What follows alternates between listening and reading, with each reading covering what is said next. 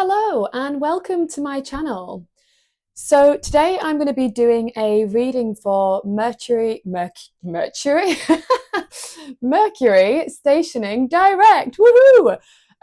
So we'll be looking at the energy surrounding this Mercury going direct, things to expect, things to look forward to, how to navigate this energy, and all of that kind of cool stuff.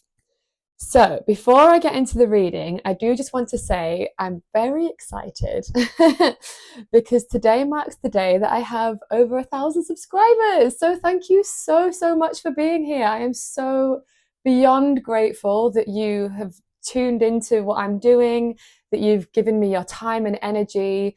And I just want to say I'm just so grateful from the bottom of my heart. Like, I cannot tell you. I know some of you have found me from YouTube in general, and some of you have been sent here through Claire Thackeray. So those of you who've been sent through via Claire Thackeray, thank you so much for being here as well. And I just want to take a moment to just sort of talk about that because Claire is amazing and I love her. And yeah, just to talk about that. So I started following Claire like 4 years ago when the pandemic was happening. And her content was honestly like just such a godsend for me. Like with all of the horrible stuff that's going on in the news, I like tuned into so much of what she was doing because it honestly just like gave me like a lifeline, you know, through all of that time. And she has been such a huge inspiration for me. She's been doing this a lot longer than me and she is unbelievable. So for those of you who don't know who Claire Thackeray is, I'll put a link in my description. You should follow her work. She is amazing and she's just beautiful, gorgeous woman. So thank you so much for sending people my way. And I'm more than happy to send it back because you are incredible. So thank you. Oh, I'm so excited. Okay, so I will get started with the reading now. I'm going to use the Thoth Deck, which is pretty much what I've always used since I've started doing these videos. And if you like this deck, that link will be in the description as well. Okay, so energies for Mercury going direct. In fact, actually, sorry, before I get into that, let's just talk a little bit about what Mercury direct means. So it has been retrograde for the past 3 weeks. I think it was about the beginning of April that we went into retrograde. And retrograde often is like when we're going into the sort of the re words, right? So reevaluate, rethinking, aligning. All of the re words is very much associated with Mercury retrograde, so things can slow down a little bit around this transit. So Mercury is the messenger of the gods. He's the planet of communication, the planet of technology. So quite often when we have retrogrades, we find that technology, we can have weird glitches and stuff. So you might have experienced that a lot in the past few weeks. And now when he's going direct again, you should find that things move quicker. Mercury is a very fast moving planet, moves very quickly, one of the fastest moving in our solar system. The moon is really quick as well, and so is Mercury. So we should hopefully start to see things moving faster. And Mercury is in Aries at the moment. So Aries is also very fast acting. Mercury is very fast acting. So it feels like, before I even get into the reading, that things that you've been wanting to sort of happen will start happening quicker now. And particularly in the house that Aries falls in for you. So it's really worth knowing what house Aries falls in. So if you were an Aries rising, it would be your first house. If you were a Taurus rising, it would be your 12th house. Yes. If you're, can I get this? Gemini would be 11th house. Can I do this backwards? Cancer would be 10th house. Leo rising would be 9th house. Virgo rising would be 8th house. Okay, you get the idea. So just checking in your chart which house Aries is in, and that's the area that we might see moving a little bit faster. So for instance, I'm a Libra rising, so that sits in my 7th house of relationships. So if there's been communication difficulties in the realms of relationships, which I have seen, and miscommunications and things like that, then we'll start to see that area kind of doing a little bit better now. So look up which house it is for you, and then look up the meaning of that house. And that will sort of highlight where Mercury is going to be. I don't want to say like more helpful as in it's not helpful in retrograde, because retrograde is a very undervalued phase. Actually, people are like, oh no, Mercury retrograde is terrible. I'm like, again, like there's no bad or good, it just is what it is. It's like the weather is the weather, right? And it always has, it wouldn't happen if there wasn't some value to it, right? So Mercury retrograde is about allowing us to slow down and reevaluate, because we need to do that sometimes, right? But yes, you could say it's easier when it's direct, because now things will be smoother. And we've been seeing this a lot in readings that I've been doing. If you look at some previous videos, a lot of the guidance is like, it's tough right now, it's tough, it's intense, it's a lot, and things are about to get smoother. So hopefully we shall see that in these cards now, but whatever comes, comes. And as always with these readings, take what resonates, leave the rest. It is a general reading for the collective around this transit. Okay, so here we go. Energies around Mercury going up. There's one. Thank you. You can't even make this up. Knight of Wands. Let's go. All right, I'll talk about that more in a second. I knew that card was going to come. I was just like, that's the one. Knight of Wands, of course. Yep, there's another one. Get one more, please. Sorry, it's just so funny. I love it. Oh, gosh. Okay. Right. So let me show you the general energies of this transit. So as you've already seen, Knight of Wands. I mean, Knight of Wands is the epitome of let's go. Like, it's go time. Aries, Mercury in Aries. Aries is let's go, fire. Time to forge ahead and be powerful. We've just had the full moon in Scorpio, which was all about accessing our power by going within and looking at the shadows. If you want to know a little bit more how to do that and you haven't already seen that video, I have done a video on how to do shadow work. And I might do another one, to be honest, to go even deeper, because I love talking about shadow work. Little Scorpio moon. Okay, so next one we've got here is Two of Discs change. And again, I'm just so not surprised to see this. So this card really speaks of having lots of things to juggle. Okay, so in traditional tarot, in Rider-Waite deck, it's a man sort of juggling two pentacles. And it's very much the energy of like, you might be having lots of plates that you're spinning at the same time. So things are getting busy, right? Knight of Wands. Change, and also change, right? It speaks of change. Things are changing. If you've been wanting some change, change is coming your way. Like, and if you don't want it, it's also still coming your way. One way or the other, it's happening. Okay, and then the last one we've got here is Ace of Discs, which I really like seeing here, actually. So new beginnings in your material world. So that could be new job opportunities, new money coming your way, new opportunities to make money. It could be something about your physical home as well. So maybe you're moving into a new home. Could be something like that. Some of you maybe wanted to move for some time. And like, I will say with aces, it's always the very beginning. So it's like the planting of the seeds of something. So it might not necessarily come into full fruition, but there might be the really early seeds being planted around something. So let's say, for instance, it is a new house and it's like you're now looking at houses on the market and maybe you put an offer in. So you might not move in this month, but it's like there's that beginning happening where things are starting to happen in your material world. Okay, so I'm going to get a few more cards. Oh, sorry, they've got flipped a bit funny. One second. Pop that back. Right. Okay. So how to embrace these energies? How to embrace this Mercury retrograde, please.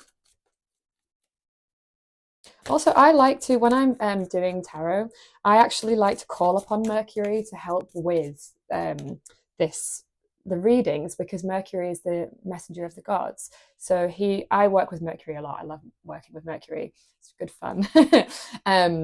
And yeah, he's really quick and he's just great for communication, right? So I call, like in my head, I'm like, Hermes, Thoth, Mercury, like help me with this message. Anyway, if anyone's interested in that, like that's just like what I do. Okay, so how to embrace these energies. There it is. Oh, I love it. Okay. The star. Oh, I love this card so much. I love the artwork as well. Look at that. How gorgeous it is. Look at the colours, the blue and the purple, and just the lady. Oh, I love it.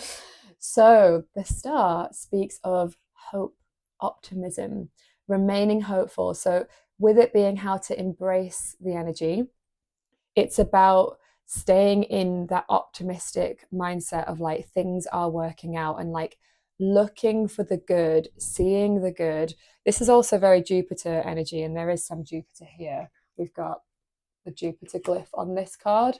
So I often feel like, yeah, like when Jupiter is here, Jupiter asks us to see the good, be the good, feel the good, like look at the good around us, look at the bounty, look at what is all around, look at the abundance, right?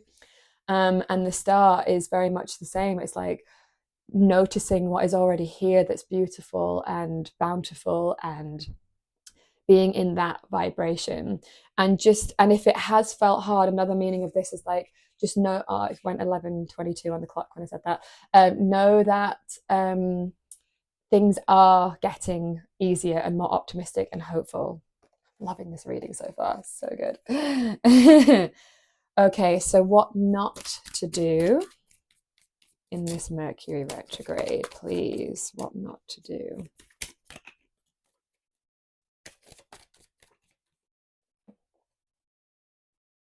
Interesting. I might just get one more card for that for a little bit more clarity.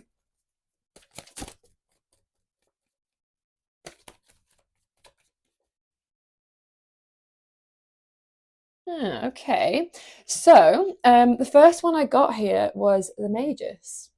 So the Magus speaks of manifestation, like actually Mercury. That's really interesting.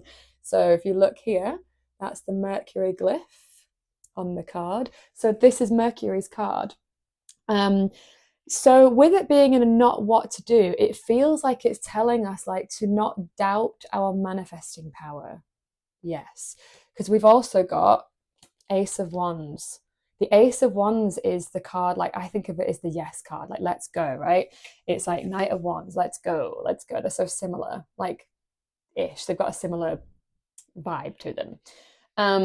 So with it being a not what to do, it's like it's about not doubting our ability to create, because this is a very creative card as well, like in terms of our creative power, our ability to create and manifest the lives that we actually want. So it's like not doubting that, remaining like, again, this speaks to me a little bit of like not being doubtful, if that makes sense. And trusting that in what we can have what we want.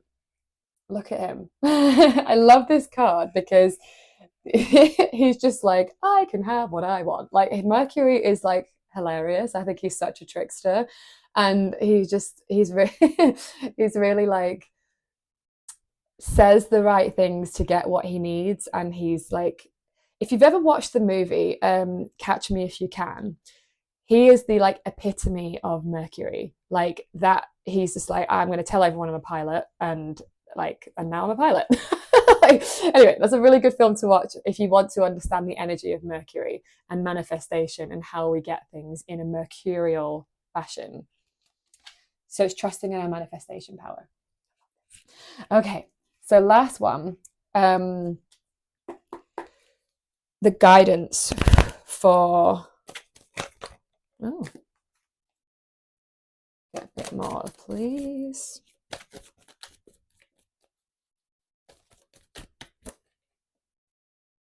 Interesting.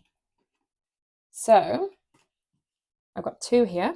First one, we've got Seven of Cups and the Priestess. So I'll start with the Priestess because this feels very clear to me what this is about. So it feels like Priestess is all about going inward, right? It's about trusting our intuition, listening to our inner voice, divine feminine energy.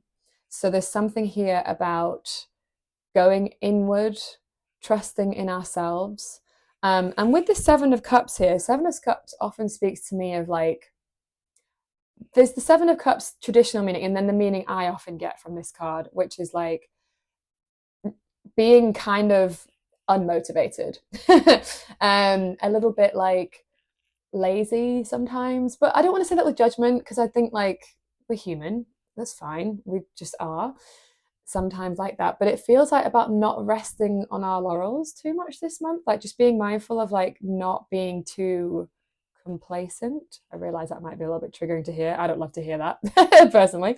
But yeah, so something about not being sort of, yeah, like we do need, it's asking us to be busy, right? It's asking us to get going. So the guidance is to say like, not to be sort of like we need to go, you know. And it is about trusting our intuition and trusting those nudges and listening to the guidance that we are getting along the way. It feels like this has been a really common theme coming up in general actually at the moment, that there's this real need to go inward and to trust the nudges that we are getting. Like, let's say, for example, I'll use an example. So let's say there's like, you know, you get a insight that sort of says like, you need to ring that person, and it's like doing those little things like, oh, you need to ring them, and you're like, oh, why? I don't know why. And you're like, just do it. Just do the thing anyway. Listen to those little signs and synchronicities.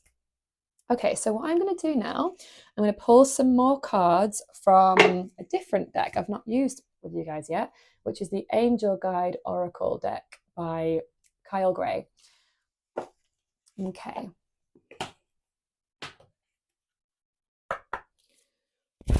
So, ooh, gosh, I'm just going to put that back because I've not even shuffled them yet. God, they're really jumpy though. Okay, so guidance for the collective around this Mercury stationing direct. What messages want to come through around this time, please?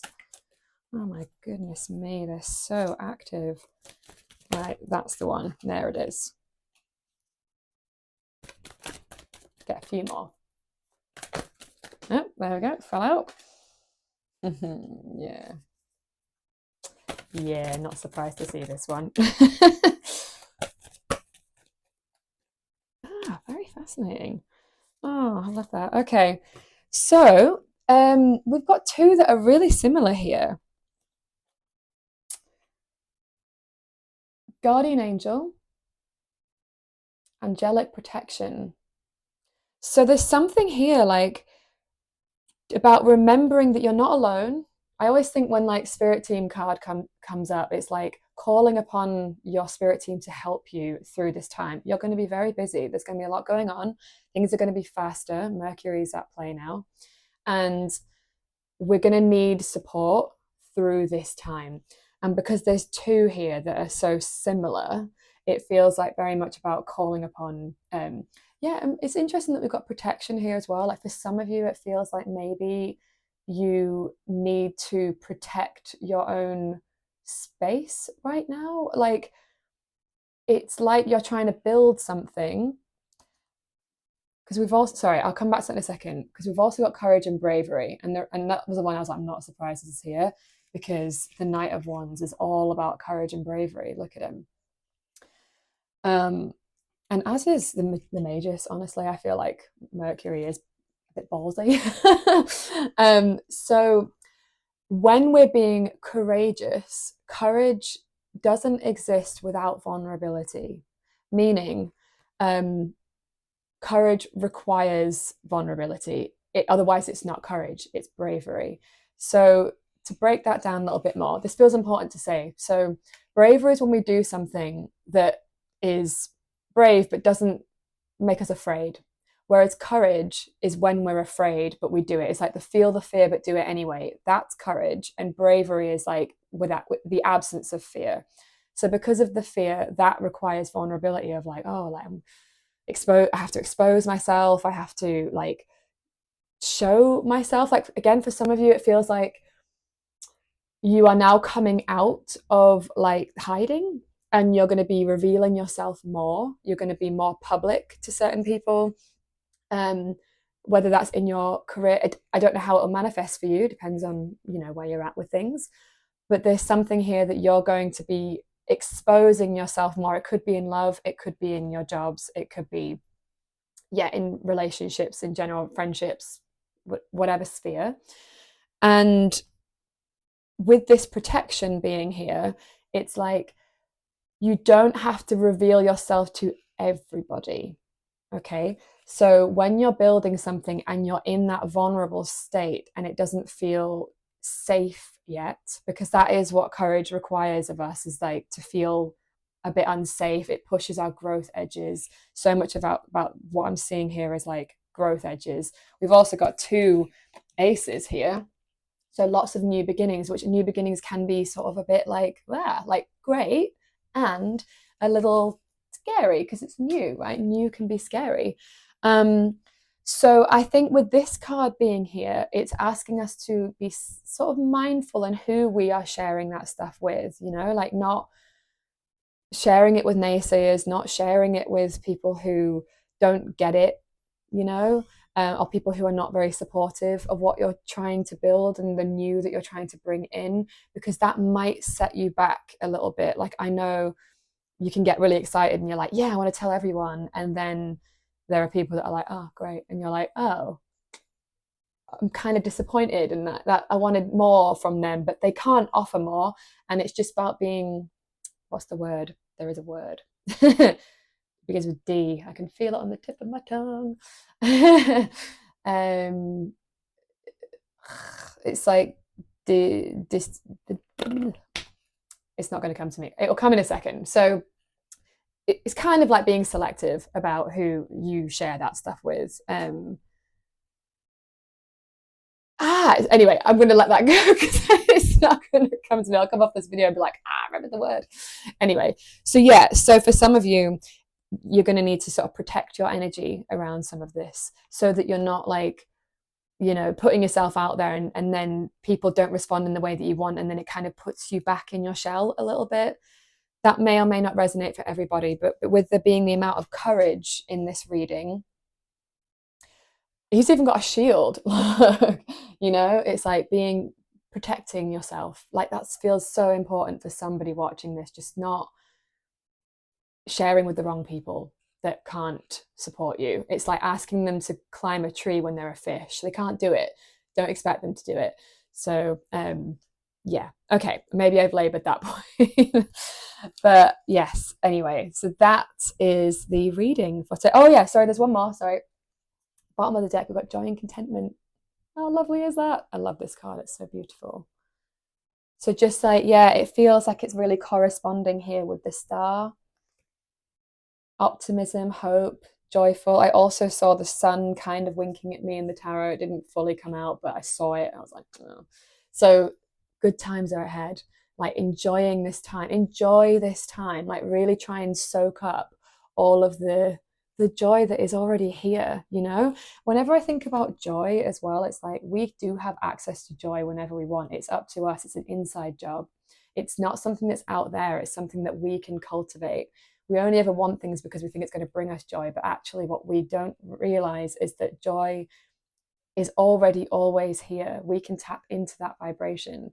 And I feel like just compelled to say this, but a way that I tap into joy quite a lot is by dancing. And it's so underrated. Like you might feel silly and all of that stuff, but actually like it's really hard to dance and not feel good. Like it's so hard to do that. So maybe for some of you, like you, that was like, oh, that might be a useful thing to try.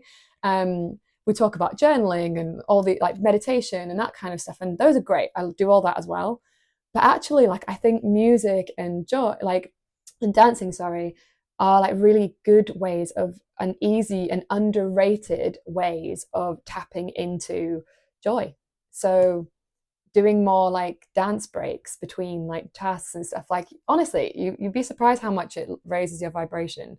And it's that vibration that attracts more of the good stuff, right? Good stuff anyway, because there is no good and bad, but we won't get into that right now.